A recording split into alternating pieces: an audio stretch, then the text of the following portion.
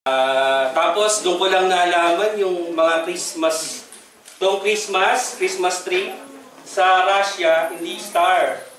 No, walang symbol ng star, ribbon ang nakalagay, ribbon. No, at marami pang European, sa Greece, ganun din, sa London, ganun din, no? Hindi star. So ano yung nakikita niyo dito? Star, regalo. Hindi, oo, hindi importante ang star, no? Si Jesus, kasi symbol to ng star, di ba, in Bethlehem, no?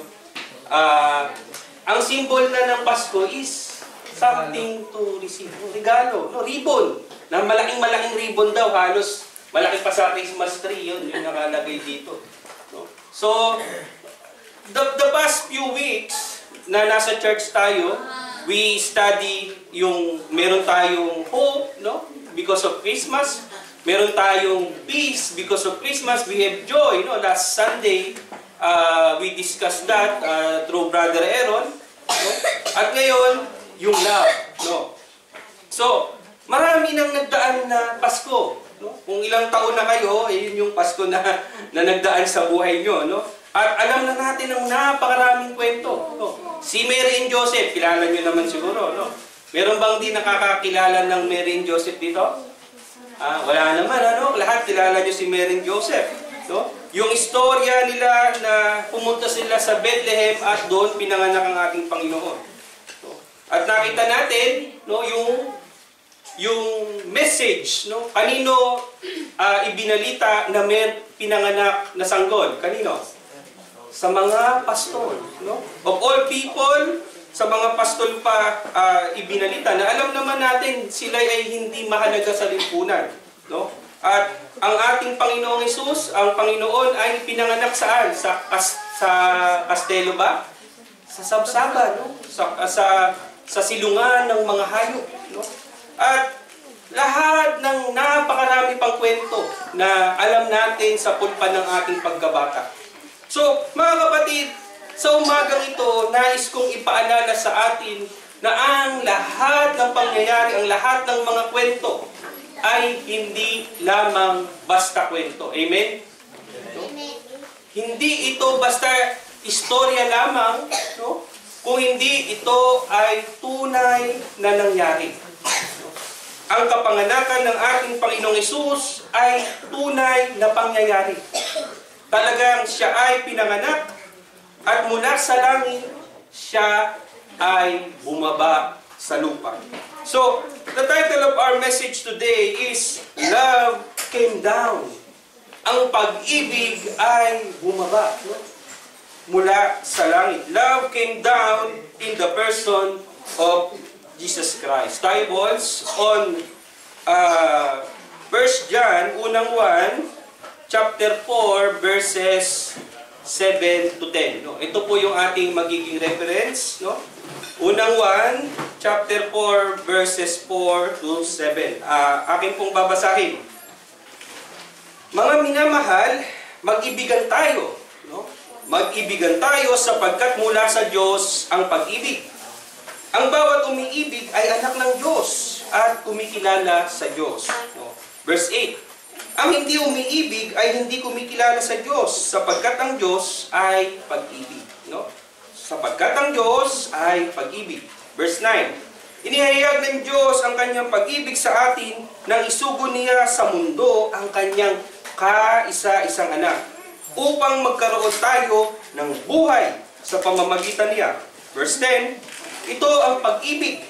Hindi na inibig natin ng Diyos, kung hindi tayo ang inibig niya at sinugo niya ang kanyang anak upang maging handog para mapatawad ang ating mga kasalanan. So, meron po tayong 3 puntos na ating pag-aaralan sa umagang ito. No? So, ang title natin kanina, no? Remind ko lang ng ating title, Love Came Down. No? Ang pag-ibig ay bumaba. No? Parang may mga translation na mas maganda sa English, no? Love came down. No? Maiksi na, tapos mas maganda pang pakinggan, no? Kasi pag tinagalog natin, ang pag-ibig ay bumaba. No? Parang kulang pa din, no? No? Diba? Pag-ibig ay bumaba, no? Parang kulang, no? So, I-maintain na lang natin yun. Love came down. Okay. So, mayroong mga tatlong katotohanan. No? Ito yung ating pagbubulay-bulayan. Ng una, ang pag-ibig po ay mula sa Diyos. Sabihin mo nga sa katabi mo, ang pag-ibig ay mula sa Diyos. No? Love comes from God. No? Love comes from God. Yun yung una. Yung pangalawa, love came down from earth to earth. No? Isinugo niya sa mundo. No? Love came down to earth. At yung pangatlo, love came down to the cross. No? Diba? Yung ating Panginoon, hinako sa krus. No? So, love came down to the cross. So, ito po yung ating outline. Una, love comes from God. No? Ang pag-ibig ay mula sa Diyos. Verse 7 and 8, sabi dito, mga minamahal, mag-ibigan tayo sapagkat, no, napakalinaw nito, no, sapagkat mula sa Diyos ang pag-ibig. No? Sapagkat mula sa Diyos ang pag-ibig. Ang bawat umiibig ay anak ng Diyos at kumikilala sa Diyos. Verse 8, ang hindi umiibig ay hindi kumikilala sa Diyos sapagkat ang Diyos ay pag-ibig. So, alam na alam nito, no? God is love. Diba? God is love. So, mga kapatid, have you ever wondered, no? Naisip nyo na ba kung saan nagmula ang pag-ibig? Naitanong nyo na ba yan? No? Saan nagmula ang pag-ibig? No? Where does love come from? Sabi nyo, sa Diyos, no? Tama, no? So, minsan kasi, no, as humans, no? Regardless kung meron, kung nakakakilala man o hindi sa Diyos, iniisip nila that we, humans, are capable of loving. Tama, di ba? No? Lahat tayo bilang mga tao, yan ang kaibahan natin sa hayop. No? Pero minsan, Pastor, bakit yung mga hayop, no, nakikita yun, yung mga, maging ang hayop, di ba? Ay nagmamahal, no? Nag-aaruga, di ba? So, ang suma total, mga kapatid, no? Love comes from God, no? As we parents, di ba? Umiibig tayo, natural, mahal natin ang ating mga anak, ang mga magulang, no? Ang ating mga magulang, ang ating mga anak, mahal tayo, no? As parents, no? So, yung pagmamahal natin between friends and families, no? So, nakita naman natin, and this season, di ba, Christmas, sabi, at Christmas time, there seems to be an extra measure of love around as people give each other, and especially to those in need. Alam naman natin, ano yung kanta ni Michael Jackson? Give love. Michael Jackson ba, original? Jackson 5, okay. Jackson 5. Alam ni Kuya Ola. So, Jackson 5, ibig sabihin nun, sa mga hindi nakakakilala ng Jackson 5, marami pa sila, si Michael Jackson bata pa. No, kumpleto pa sila, Jackson 5 sila. Ha? No, pero pinasikat ni yun, tapos nag-version din niya kasi Michael Jackson ng sarili niya.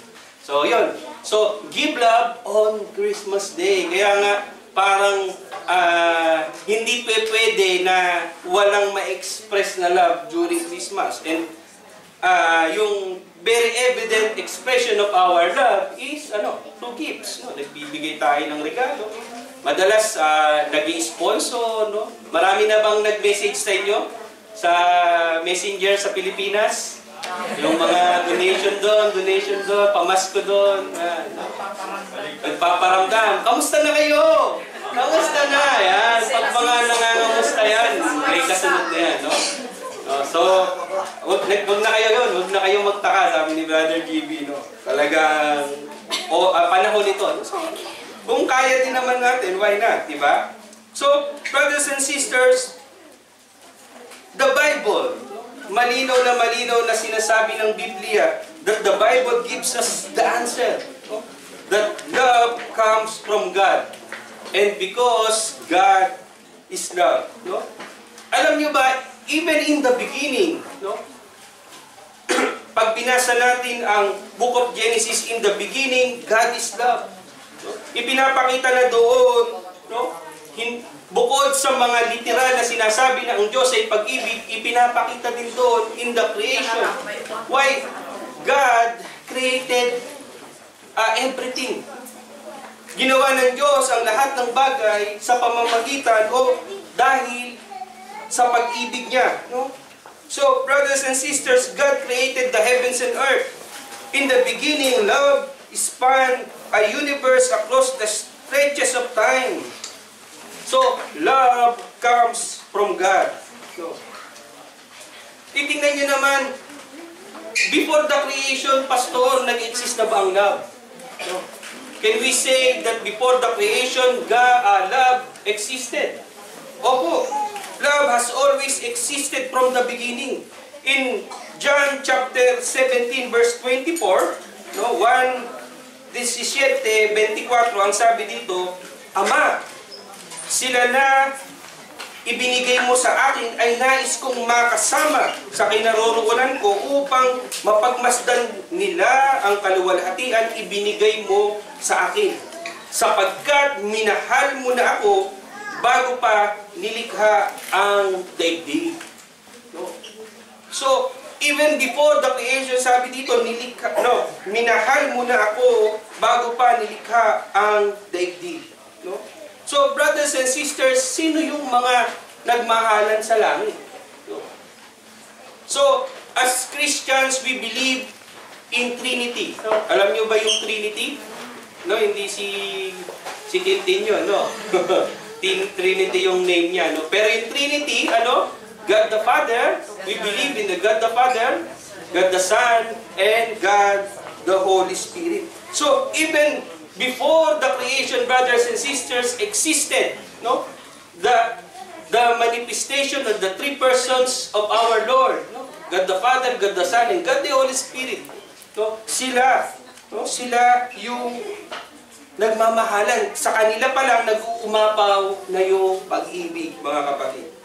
So, brothers and sisters, God has always existed, and God is love. No, sabihin mo nga sa katabi mo, God is love.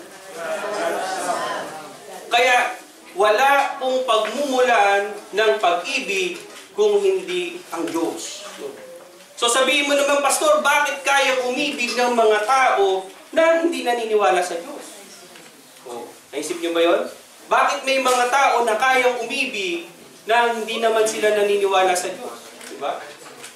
Ang kalikasan ng tao, pag kaibigan mo, di ba, kahit ang mga pinakamasasamang tao, mahal nila yung kanilang anak, mahal nila yung kanilang magulang, di ba?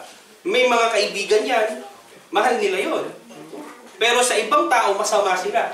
Gumagawa sila ng krimen, nakakasakit sila ng ibang tao, pero umiibig sila. Totoo? So, bakit ang tao ay may kakayahang umibig? So, always remember, brothers and sisters, that as humans, tayong mga nilikha ng Diyos, tayong mga tao, we are created in the image of God. No? Tayo ay nilikhang kawangis ng Diyos. No? At somehow, that being in the image of God, no? Meron tayong na-impart ng Diyos na pag-ibig sa ating mga puso, sa ating pagkatao. The reason why we are capable of loving is because we are created in the image of God. And the degree changes. No? Nag-iiba-iba ang degree, ang lalim ng pag-ibig. Depende ngayon kung paano na natin nakikilala ang Diyos. Amen? No? So that's the reason, brothers and sisters, why we are able to love apart from God. Pero mga kapatid, the origin, tatandaan nyo to. No? Ang pinagmulan ng pag-ibig ay ang Diyos. Because God is love. No? So, ano yung pangalawa natin? Sige nga, kung nakikinig kayo. Love. Wala yatang nakikinig. Love came down to earth. No. So, love came down to earth. No? So, brothers and sisters,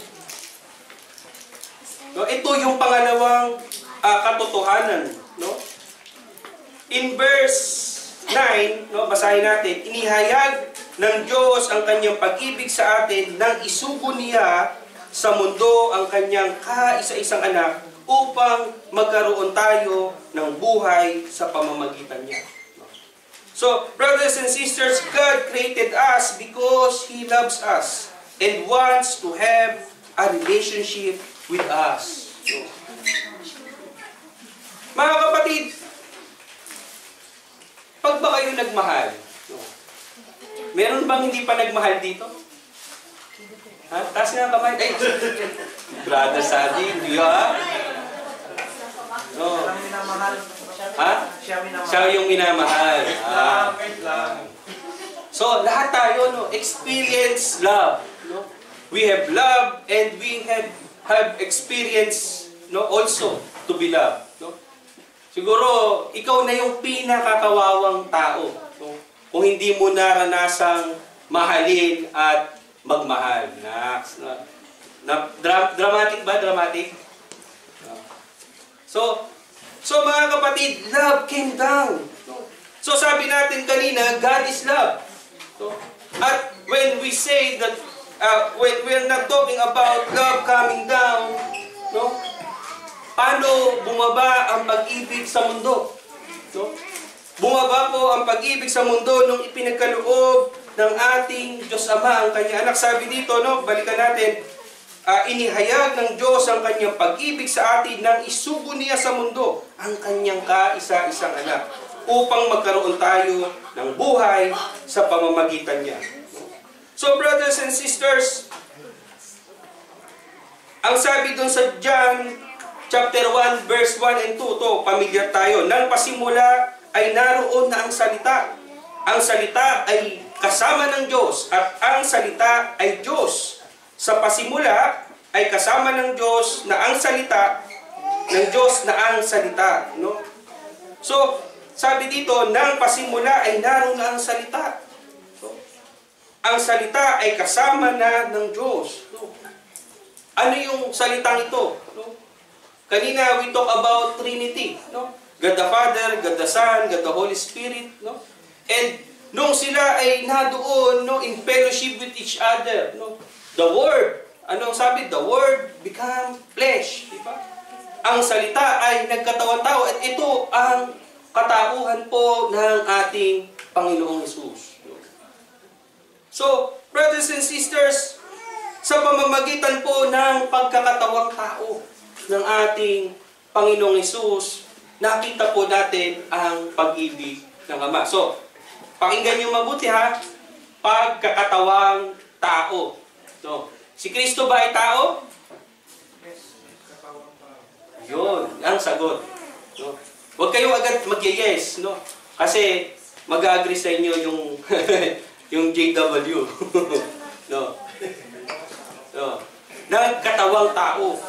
So, taong-tao siya, no? Pero bago yun, nagkatawang tao siya. No? Parehong tama, no? Pero dapat natin bigyan ng i-emphasize yung nagkatawang tao. Kasi pag tao lang, ang isipin niyan, hindi siya Diyos. No? But from God, no, sabi natin kanina, the fellowship, no, may Trinity na. In the beginning, and before the creation, existed na si Jesus Christ, God the Father, and the Holy Spirit. No? At ang ating Panginoong Hesus, nung pumunta siya dito sa lupa, siya ay nagkatawang tao. No? And that's the miracle of Christmas. Brothers and sisters, the miracle of Christmas is that the baby in the manger was in human flesh. So, tatanungin niyo naman, Pastor, bakit nagkatawang tao si Kristo? No? Dahil mga kapatid, kung hindi po nagkatawang tao ang ating Panginoong Hesus, hindi po siya maaaring mamatay. Diba? Paano mamamatay ang isang Diyos? Hindi po mamamatay ang isang Diyos. No? Pero sa pagiging tao ng ating Panginoon, taglay pa rin niya ang kanyang pagka-Diyos. But in His present situation, yung kanyang estado na pagiging tao, no, maaari po siyang mamatay. No? So, napakaganda po ng istorya. No? Kakayanin ba natin, no, tayo bilang magulang, no, ay pwede ba natin ibigay yung ating anak para patayin? No? Meron bang magulang dito na kayang ibigay yung kanyang anak para patayin? Di ba, siguro kung ikaliligtas ng buong angkan mo, hindi mo naman mga kaano-ano, di ba? Magsasakripisyo ka sa mga tao na masasama. No? Magagawa ba natin yun?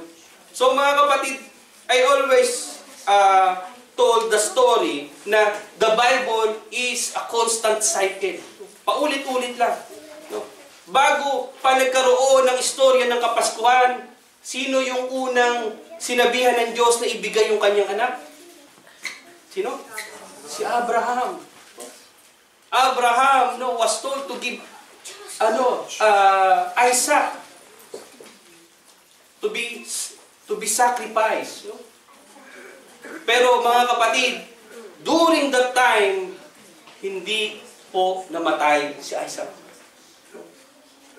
When the time came that Abraham will struck, no? Sasaksakin niya itong si Isaac, the angel of the Lord said, "Huwag mong ituloy yan."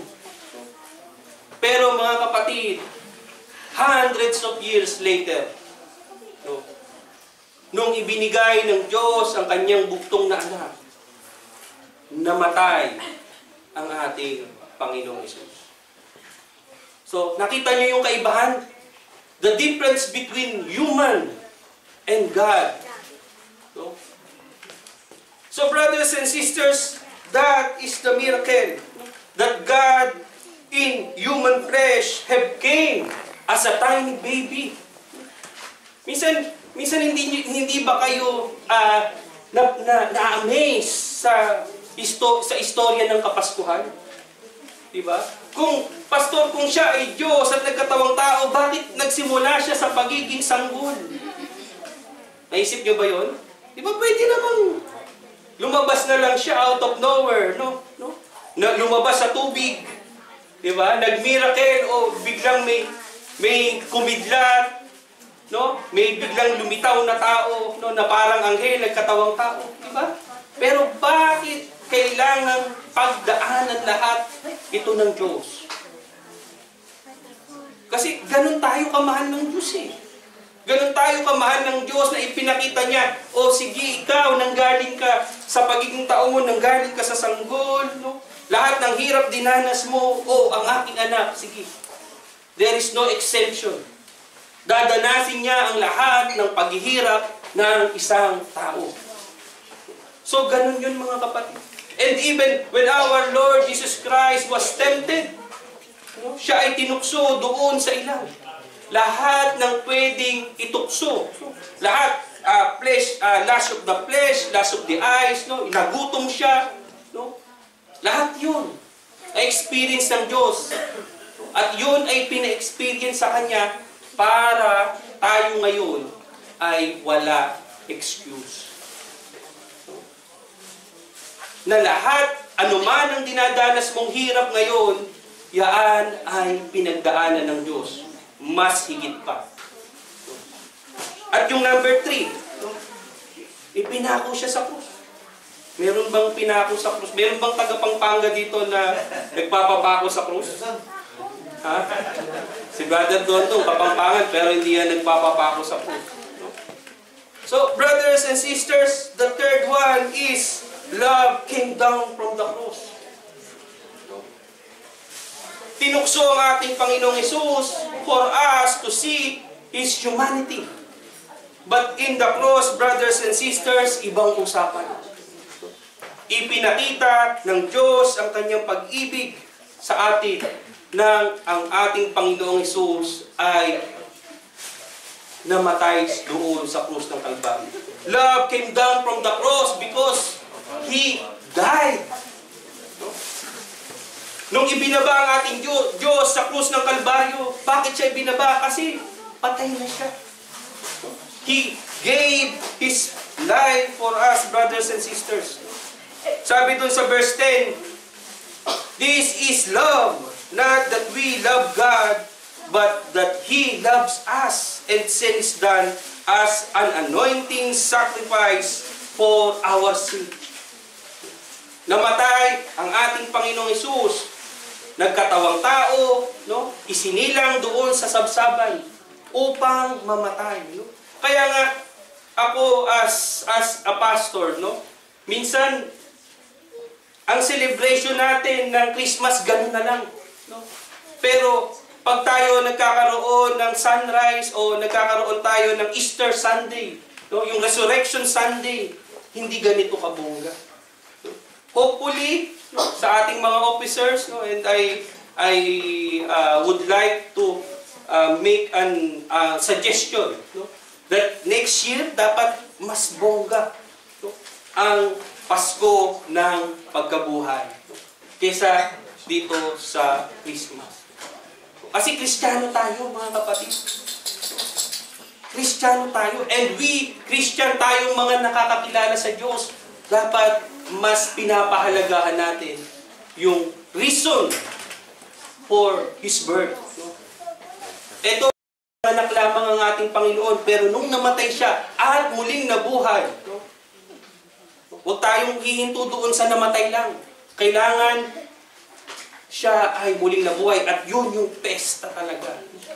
Yung talaga yung pinagse-celebrate natin kasi umpisa pa lang yung pinanganak siya. But when He resurrected, brothers and sisters, that is the confirmation. Yun ang confirmation na ligtas tayo. Amen? Na hindi nabaliwala ang lahat. Na kinalugdan siya ng Diyos. Yung kanyang sakripisyo, yung kanyang buhay ay hindi nabaliwala. Dahil siya ay nabuhay na muli. So brothers and sisters, love came down to the cross. No. Jesus traveled a great distance. Imagine, no? Maaari tayo from Philippines to Italy, 16 hours, 17 hours. Yung taga-probinsya, sige, lilipat pa, babiyahe pa ng ilang oras. But imagine, brothers and sisters, ang Diyos, no, He traveled, no? Kahit nga tumingin ka sa langit, hindi mo naman makikita ang heaven, di ba? Imagine how long, no, how far yung distance na tinravel ng ating Diyos when He came down to earth. But He traveled, no, an even greater distance nung namatay siya sa krus. Imagine, no, isusugo ka, ipapanganak ka, magkakatawang tao ka, raranasin mo ang lahat ng hirap at yung iyong misyon ay para ipako at mamatay doon sa krus ng Kalbaryo. Diba? Imagine niyo kung tayo yun. Diba? Siguro, nung nagkaisip ka at alam mo yung misyon, sabi, sana hindi na lang ako pinanganak. Diba? Samantalang ngayon, simpleng mga problema yung dinadanas natin, no? Hirap na hirap tayo, stress na stress, at minsan, maraming mga tao sinasabi nila pag dumaranas ng sobrang hirap, no, sana hindi na lang sila pinanganak. Pero mga kapatid, batid kasi ng Diyos. Dahil sa sobrang pagmamahal ng Diyos, kung hindi niya gagawin yung kanyang misyon, marami ang mapapahamak. At marami na talaga ang nakatakdang mapahamak, mga kapatid. But Jesus choose to love us. Sabihin mo nga sa katabi mo, Jesus choose to love you. Jesus, pinili ng Diyos na mahalin ka, kapatid. Pinili ng Diyos na mahalin ka. Tatandaan nyo, hindi tayo ang nagmamahal sa Diyos. Dahil kung tayong nagmamahal sa Diyos, mga kapatid, walang bakanting space dito. Punong-puno ang lahat ng simbahan, punong-puno ang lahat ng gathering. No? Araw ng linggo ngayon, no? Lahat ng tao sana ay, no? Kung tunay na naghahanap at nagmamahal sa Diyos, nandun sila. No? Kaya, ang Diyos ang nagmamahal sa atin, mga kapatid.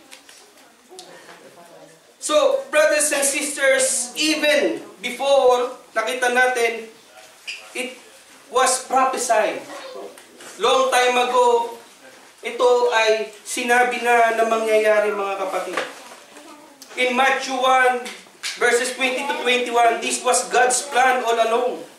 It's a part of the Christmas story when Mary came pregnant with Jesus and the angel told Joseph, do not be afraid to take Mary home as your wife because what is conceived in her is from the Holy Spirit. She will give birth to a son and you are to give him the name of Jesus because he will save his people from their sins. Alam niyo ba ang ibig sabihin ng Jesus? No? Ang ibig sabihin po ng Jesus is tagapagligtas, Savior. No? Kaya nga kung maaalala niyo si Joshua, no? si Joshua, no? During his time, siya yung humalili kay Moises. At siya yung naging leader nung sila ay pumasok sa lupang pangako. And Jesus is a better version of Joshua. Kaya yung Yuwa, no? Yun yung similarity ng kanilang pangalan. No? Meaning, Savior, brothers and sisters. Jesus lived His entire life in the shadow of the cross. Sabi natin kanina, nung nagkaisip ang ating Panginoong Hesus, alam niya na. Diba napakahirap? Sabi natin, kung alam mo ang iyong misyon, no, na napakahirap, bata ka pa lang, imagine nyo yung kalbaryo o yung stress. Kung ang ating Panginoong Hesus ay taong-tao lang, imagine, isipin nyo yun, kakayanin ba niya yung burden? No? Na buong buhay mo, idinedicate mo para sa huli ay mamamatay ka pala. But Jesus demonstrated His love for us. God gave His Son not simply a gift of a son, but a gift of a Savior. This is love, brothers and sisters. No?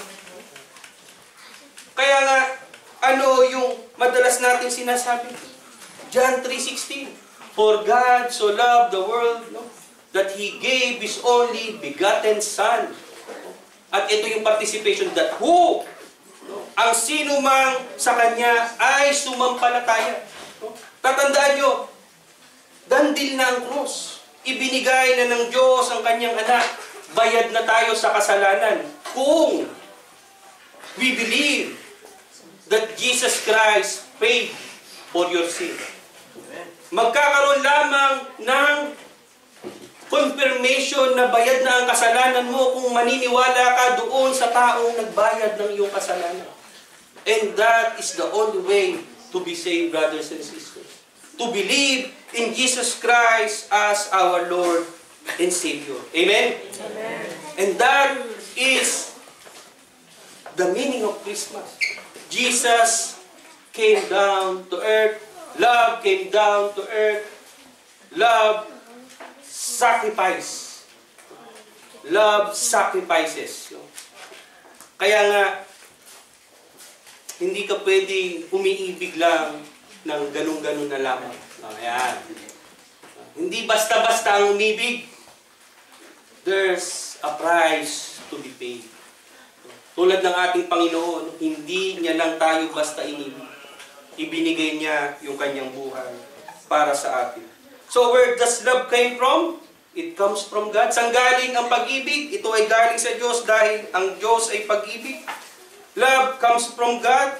How did God show His love among us? So, love came down to earth.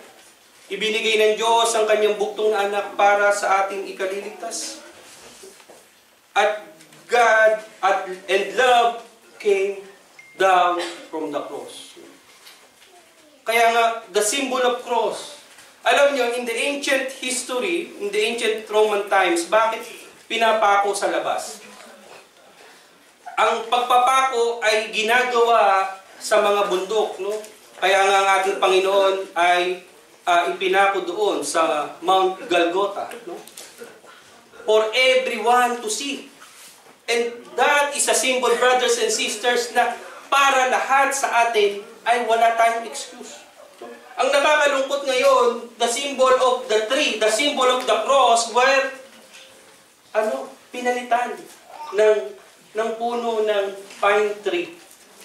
Pero yung tree na yon, ang ibig sabihin yun yung cross, yun yung puno, yun yung kahoy. No? And pagans, no? Ay pilit na pinapalitan. Sabi natin kanina, yung star pinalitan ng ribbon, di ba? At itong tree na to, dapat to pusto eh. Hindi yan dapat puno talaga. So, mga kapatid, tayo naman, no? Sabihin, Pastor, bakit natin ginagawa? Hindi naman kasi tayo KJ. No? Marami kasing religious group, no? KJ masyado. No? Tayo naman, we know, kaya nga, we teach, di ba? Nagtuturo. Si pastor kasi hindi naman pala tinuro sa amin niya. Hindi man lang binanggit sa sermon niya. Ganyan pala ibig sabihin niya, no? So, wala kayong excuse, no? Dahil pinag-aaralan din naman natin, no? But we are not KJ nga, di ba? So, may mga symbols, no, that we go along. Di ba? Sabi, pastor, saan naman kami hahanap ng Christmas tree cross lang? Di ba? Diba? Mahirap naman gawin yun. So, we are just may mga tradition na tulad yan. We go along, but we teach our children. No, yun ang importante. No? Ituturo nyo sa inyong mga anak na the true symbol of Christmas, no? Ay hindi yung mga nakikita nating mga secular na mga bagay tulad ng mga the literal pine tree, no? So, brothers and sisters, this is love. Not that we love God, but He loved us and sent His Son as an anointing sacrifice for our sin. Love came down from the cross, brothers and sisters. Kaya nga, the challenge for us, brothers and sisters, at magtatapos na tayo. Ang hamon sa atin, no? Every time na dumarating ang Kapaskuhan, no? Napakarami ng Pasko ang dumating sa ating mga buhay. No? The challenge for us, brothers and sisters, no? If God loves us first, no? Kung ang Diyos ang umibig sa atin, sisters, piliin natin. Ito yung mensahe natin, no? At ito yung kailangan natin gawin, brothers and sisters. Alam mo na ang Diyos ang unang umibig sa atin. Alam na natin yung kanyang pag-ibig, yung kanyang sakripisyo sa ating mga buhay, sa ating kaligtasan. Gawin po natin ang dapat natin gawin. Do our part. No? Choose to love God. Choose to love God. Obey Him. No? And receive the gift of God's love today. In the name of the Father, in the Son, in the Holy Spirit. Amen.